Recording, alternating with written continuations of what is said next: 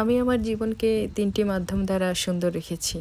আমি কোনো কিছু না পেলে আক্ষেপ করি না, সবর করি। পেয়ে গেলে আনন্দে আত্মহারা হই না, সন্তুষ্টি অর্জন করি। আর পাওয়া না পাওয়ার মধ্যেখানের সময়টুকুতে হতাশ কিংবা ব্যাকুল হই না, বরং রবের প্রতি গভীরভাবে তাওয়াক্কুল করি। আসসালামু আলাইকুম, কেমন আছেন সবাই? আমরা আলহামদুলিল্লাহ ভালো আছি। বৃষ্টির রিনিঝিনি শব্দ, আহা সে কি এক অনুভূতি। আলহামদুলিল্লাহ, রবের শুকরিয়া। বাগানে আসলে কোনোভাবে কোনো দিক দিয়েই আমার মনে হয় না আমি জাপানে আছি। আমার মনে হয় আমি যেন বাংলাদেশেই আছি। টানা ৩-৪ দিনের বৃষ্টির পর আজকে আসলাম বাগানে। সপ্তাহ জুড়ে বৃষ্টি, হালকা ঠান্ডা ঠান্ডা ভাব, শীত চলে এসেছে মনে হয় যেন। বৃষ্টির সাথে সাথে ঠান্ডাটাও মনে হয় যেন চলে এসেছে। সকাল সন্ধ্যা ঠান্ডা অনুভব হয়। ২-৩ দিন ধরে বাগানে আসতে পারিনি।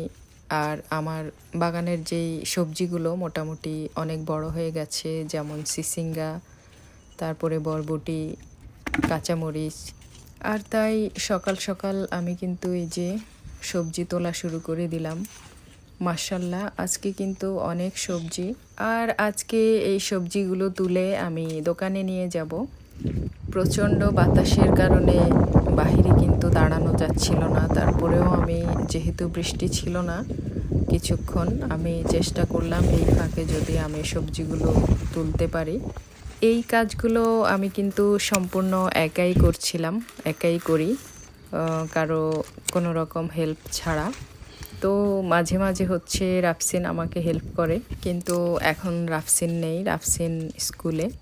তাই আমি একাই কাজগুলো করছিলাম। এবছর আমাদের বাগানে সবচেয়ে সিসিঙ্গার ফলনটা আলহামদুলিল্লাহ অনেক ভালো হয়েছে। সবজিগুলো কেটে আমি এখন পানি দিয়ে ধুয়ে নিচ্ছি ভালোভাবে। এখানে আমাদের পানির লাইনটা সবসময় লাগানোই থাকে গাছে পানি দেওয়ার জন্য। আলহামদুলিল্লাহ অনেক সবজি তুলেছি আজকে, বিশেষ করে সিসিঙ্গা কিন্তু বেশ হয়েছে।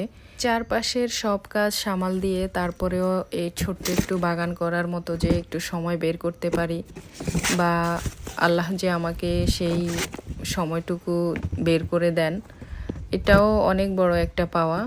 অনেক শুকরিয়া, এটার শুকরিয়া আদায় করে শেষ করা যাবে না। আসলে মন থেকে চাইলে আল্লাহ কখনো ফিরান না, আমি এটা মনে প্রাণে বিশ্বাস করি। যাই হোক, আমি এখন সবজিগুলোকে গাড়িতে তুলব। গাড়িটাকে বের করলাম গ্যারেজ থেকে, সবজিগুলো তুলে নিলাম।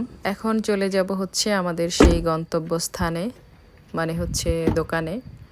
দোকানে যেতে আমার প্রায় 30 মিনিটের মতো গাড়ি ড্রাইভ করতে হবে। বিদেশের জীবনটা আসলে অনেক স্ট্রাগল করতে হয়। স্ট্রাগল না করলে কোনো কিছুতে সফল হওয়া যায় না। দূর থেকে মানুষ মনে করে যে আসলে বিদেশ শান্তি আর শান্তি।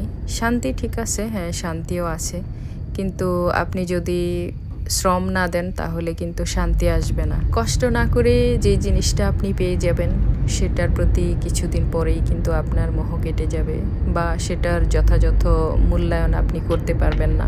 যারা সব সময় আমাদের ভিডিওতে লাইক করেন, কমেন্ট করেন এবং শেয়ার করেন, সবার প্রতি অনেক অনেক কৃতজ্ঞ, অনেক অনেক আন্তরিক মোবারকবাদ। আপনারা সবাই অনেক বেশি ভালো থাকবেন।